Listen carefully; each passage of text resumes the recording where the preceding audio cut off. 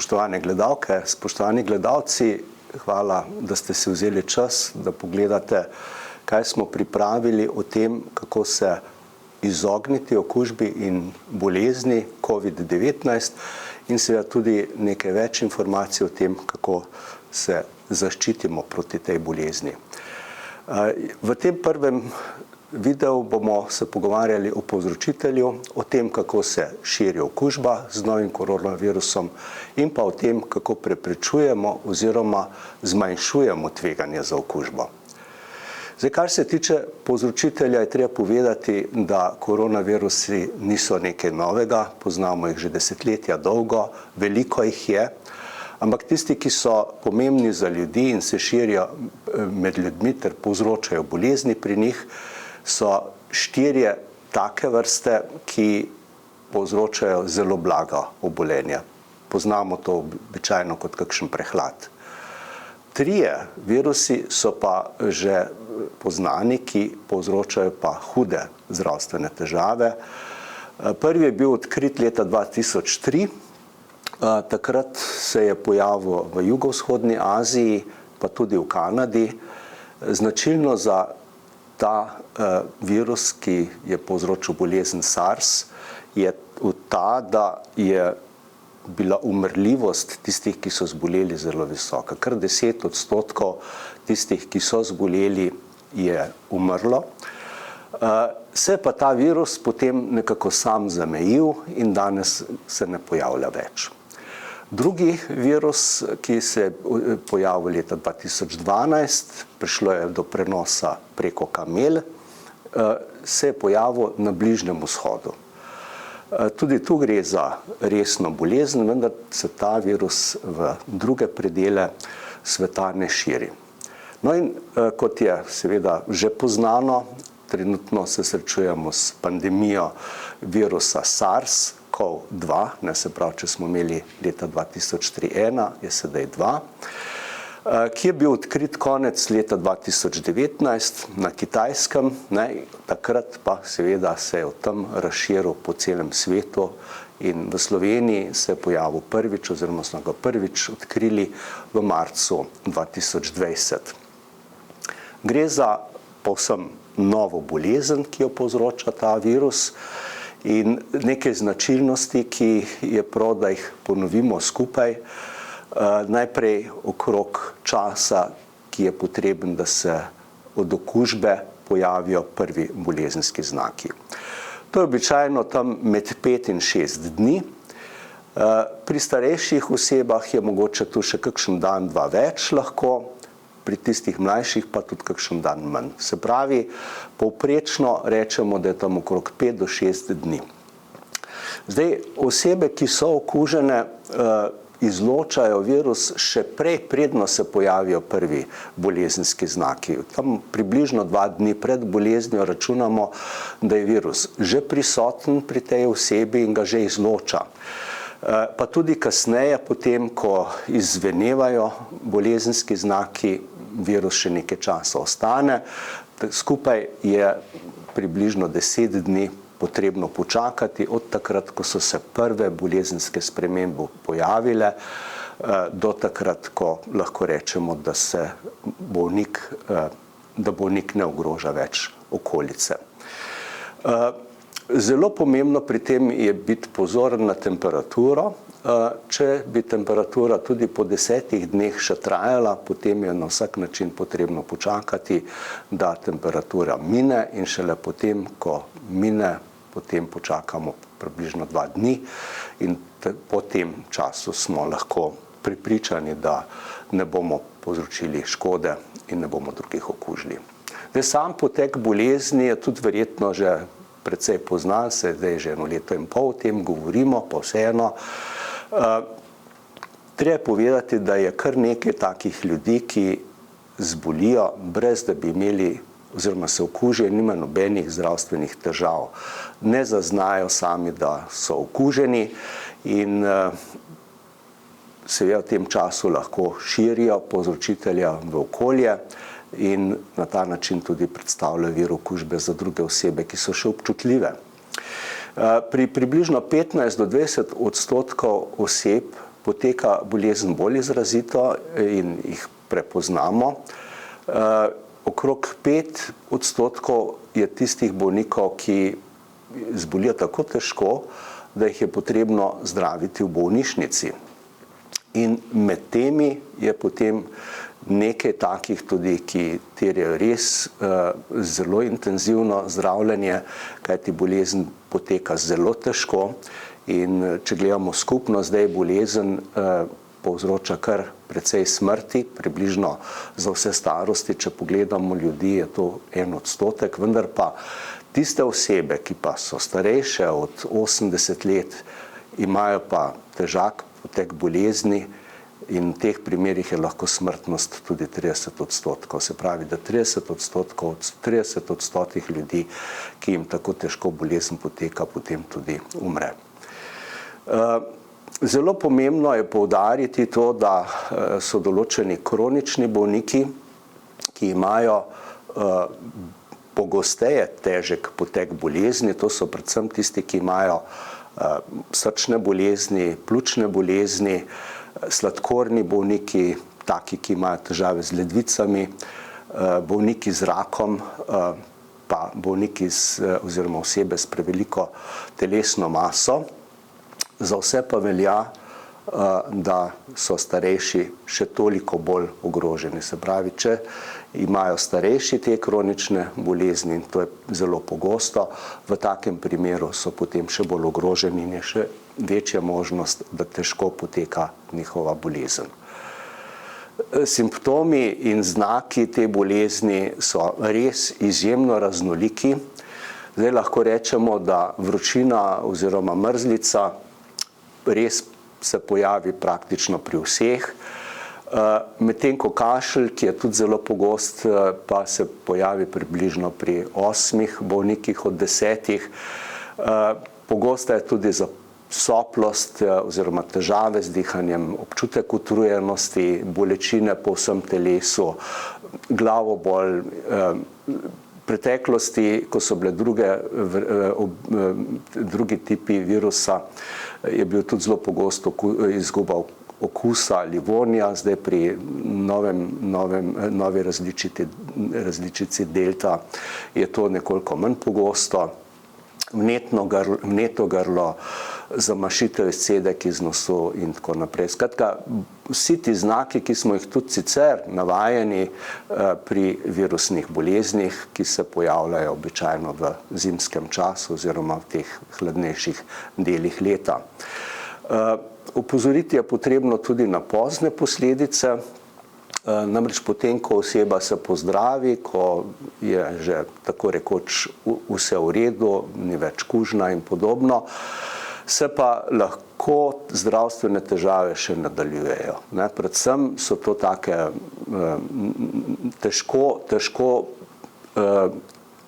jih je težko objektivno izmeriti, gre za utrujenost, slabo nespečnost, včasih tudi kakšne okvare pljuč. Velikokrat ti bolniki poročajo o tem, da imajo zelo hude težave s koncentracijo. Tako da te težave potem po nekaj mesecih tudi minejo, upajmo, da bo to tako tudi v bodoče. Zdaj, predno grem na preprečevanje bolezni, bi pa vseeno par besed povedal o tem, kateri so tisti pogoji, ki morajo biti izpolnjeni, zato da se okužba sploh lahko širi. In ta veriga, kot ji mi rečemo, epidemiološka veriga, je značilna za vse nalezljive bolezni, torej ne samo za COVID, ampak mi bomo pač tukaj na primeru COVID-a te stvari si pogledali. Zdaj, prvo, kar moramo imeti, mora biti pač neki vir okužbe. Dokler ni bilo bolnikov, dokler ni bilo okuženih, virusa ni bilo. Takrat, v tistem trenutku, ko so se pojavili prvi bolniki, so se pojavili tudi tako imenovani vir okužbe, od katerega se potem povzročitelj lahko širi na druge osebe. In to imenujemo pa pot prenosa. Zdaj, ko sem že omenjal vir okužbe, torej človek, okužena oseba, je lahko vir virusa še preden ima zdravstvene težave in potem ves čas, ko zdravstvene težave potekajo. Vir okužbe so lahko tudi tiste osebe, ki same ne zbolijo, vendar je pa količina virusa, ki ga sproščajo v okolje, manjša in zaradi tega je tudi manj možnosti, da bi okužili druge. Torej, po kakšni poti potem od tega človeka, ki je zbolel, ki ima virus in ga izloča v okolje, pride to do drugih oseb, ki so občutljive. Prvo, kar je potrebno izpostaviti, je ta kapljični prenos preko aerosola in pa seveda tudi kontaktno. Zdaj, zakaj govorimo o kapljičnem prenosu? Virus biva v žrelu, v grlu in ob tem, ko mi se pogovarjamo, kihamo, kašljamo, pojemo, prihajajo v okolje izjemno drobne, mikroskopsko drobne kapljice, ki nosijo s seboj ta virus. In seveda osebe, ki so skupaj z nami, sploh če so blizu nas, če stojijo blizu nas, bodo ta zrak, v katerih so te drobne kapljice, vdihavali in na ta način pride virus v njihovo telo in lahko sproži potem širjenje okužbe. Zdaj, kje so vstopna vrata, kje vstopajo ti virusi v telo? Sluznice, predvsem seveda ustna, nosna sluznica, lahko pa tudi sluznica oči. To so tista mesta, kjer najbolj pogosto virus vstopa. In kot rečeno, koliko je zdaj tega virusa vstopilo in kolikšna je njegova agresivnost, je tisto, kar določa potem, ali bo prišlo do bolezni ali ne. Če količina virusov, ki vstopijo preko sluznic v naše telo, majhna, potem je malo verjetno, da bo prišlo do obolenja.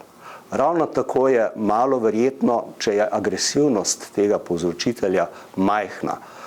Kot smo slišali in kot je poznano, je različica delta take vrste različica, ki se zelo uspešno širi in uspešno napada občutljive. Tako da v tem primeru je količina virusov, ki so potrebni za to, manjša in kljub temu pride do širjenja okužbe na občutljive osebe.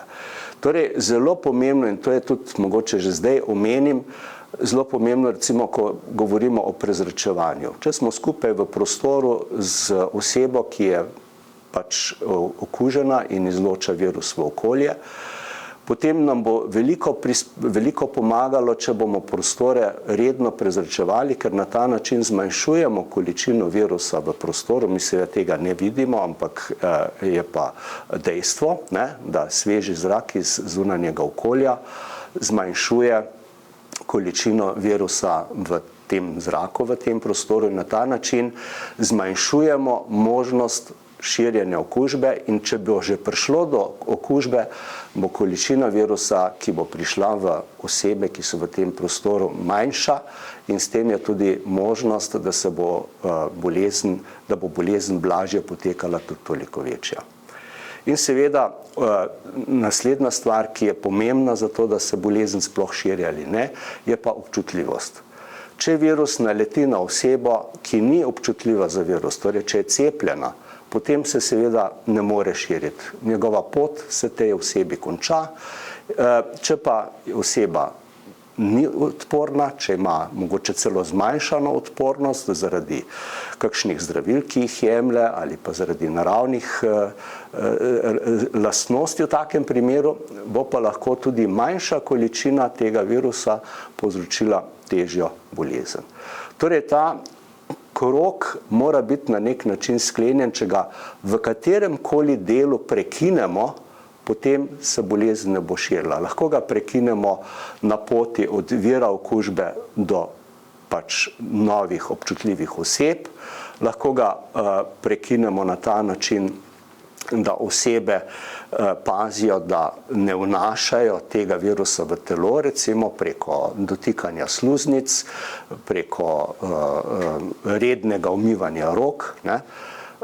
Z prezračevanjem jasno zmanjšujemo možnost širjenja v prostoru in najbolj učinkovito in najbolj uspešno zagotavljamo in preprečujemo nadaljnje širjenje virusa s cepljenjem. Zdaj, kot omenjeno, pot prenosa imamo dve. Ena je neposredna pot prenosa preko kapljic oziroma preko aerosola. Zdaj, kaj je aerosol? V bistvu gre samo za to, da so tiste kapljice, ki se širijo kot aerosol, še veliko manjše kot tiste, ki se širijo pač kapljično. Se pravi, gre za izjemno drobne kapljice, ki lebdijo potem v prostoru. Tukaj ponazarjam z kadilcem, se pravi, tako kot tobačni dim, približno tako ostajajo tudi te kapljice v prostoru in seveda nosijo seboj virus.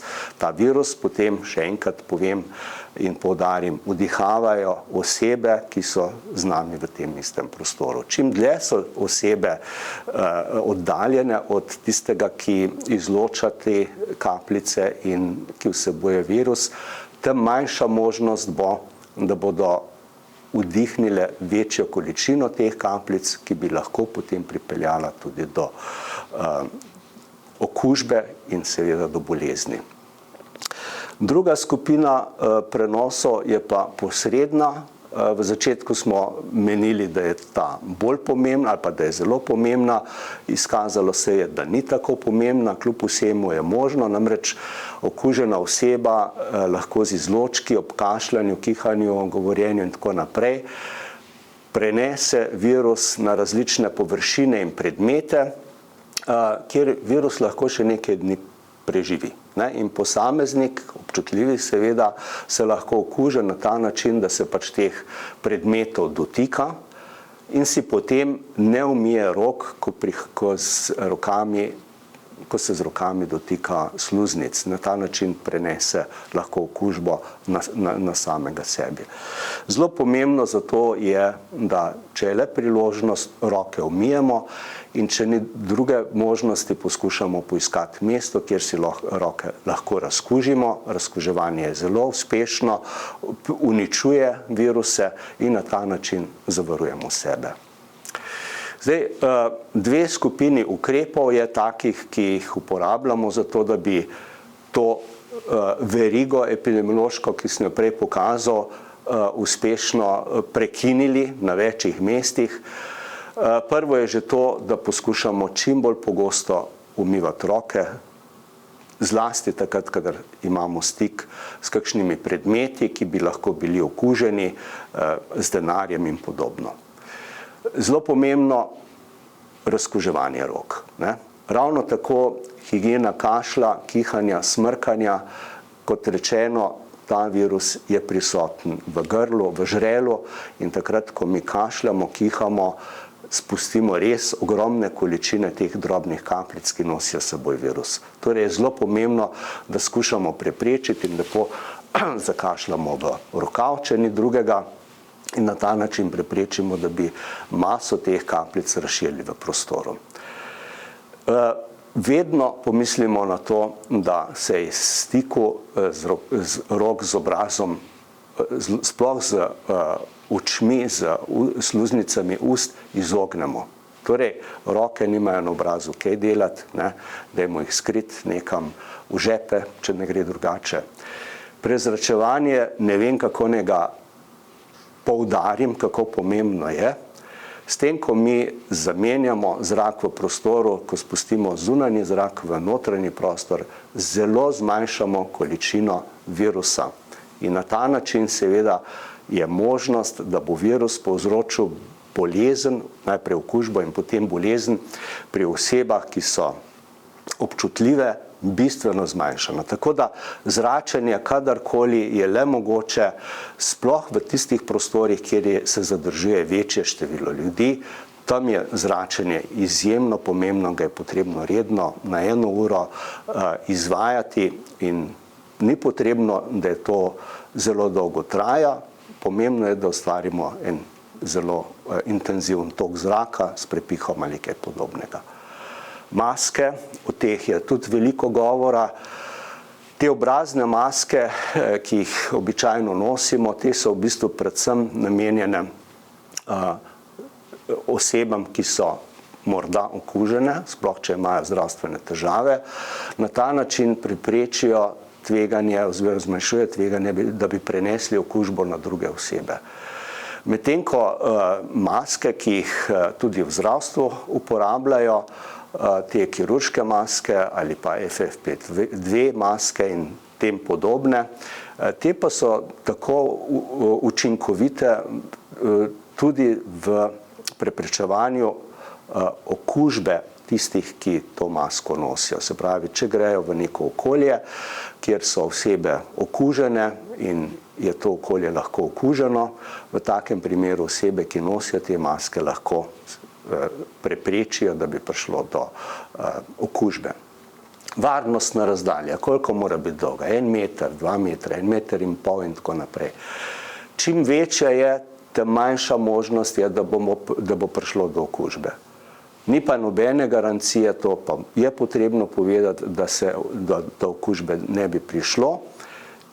Če pa se spomnimo na tisti krog, pa vemo, da čim manjše je število virusov, ki jih sprejmemo v naše telo, tem manjša možnost je, da bi prišlo do bolezni. Torej, dajmo skušati to fizično razdaljo čim bolj zagotavljati in na ta način zmanjšamo tudi tveganje, da bi prišlo do okužbe. Seveda, če je le možno, potem lahko tudi z drugimi ukrepi to zmanjšamo. Recimo mehurčki, se pravi, skušamo imeti čim bolj stalne stike, prav, ne hodimo od prijatelja do prijatelja, ampak skušamo za neko določeno obdobje število teh stikov omejiti na neke stalne osebe, s katerimi smo pogosteje v stiku, tako kot so recimo sodelavci, tako kot so družinski člani, recimo prijatelji in tako naprej. Tako da na ta način in seveda ob upoštevanju drugih ukrepov, ki so na voljo, recimo namestitev aplikacije Ostani zdrav, lahko bistveno zmanjšamo nevarnost okužbe in s tem seveda tudi bolezni. Če pa pogledamo zdaj še ukrepe, ki jih skupnost namenja temu, da bi se bolezen počasneje ali pa sploh ne širila, je pa tukaj seveda v prvi vrsti potrebno med temi splošnimi ukrepi omeniti testiranje. Čim bolj se testiramo, čim bolj večkrat opravimo te teste, tem večja možnost je, da bomo ugotovili, kdo so tiste osebe, ki so okužene, pa nimajo nobenih zdravstvenih težav in bodo pravočasno se vključile oziroma se izključile iz tega druženja, bojo šle v izolacijo in na ta način seveda preprečili nadaljnje širjenje. Za tiste osebe, ki so bile v stiku z okuženo osebo, tudi če so zdrave, če je bil ta stik dalj časa trajajoč, tako vsaj tam do enih 10-15 minut, tesen stik, visoko rizični stiki temu rečemo, za tiste osebe velja, da jih napotimo v karanteno, se pravi, v karanteno gredo zdrave osebe, ki so bile v stiku z osebo, ki je bila pozitivna in je zbolela kasneje ali pa tudi ne. Delo na daljavo, če je le mogoče, ne na vsako silo. Delodajalci so zelo veliko ukrepali in veliko naredili tudi na samem delovnem mestu, zagotovili pogoje, da se osebje, zaposleni lahko uspešno branijo pred širjenjem, od prezračevanja do mest, kjer si roke lahko umivajo, razkužijo in tako naprej. Zelo veliko, sami veste, kaj je bilo vse narejeno v tem času, tako v gospodarstvu kot seveda v domovih za starejše, šolah, vrtci, športne trgovine, avtobusi, železniški promet in tako naprej. Vse povsod imamo to danes na voljo.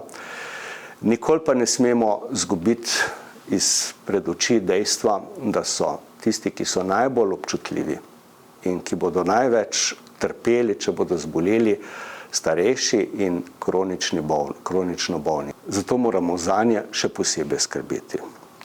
Če imate še kakšne dodatne vprašanja, vas vabim, da si na spletni strani cepimose.si pogledate, tam so vse te, tudi to, kar sem jaz zdaj povedal, vse podrobneje napisano. Vzemite si čas, če imate vprašanje, pošljite vprašanje in bomo poskušali vam odgovoriti.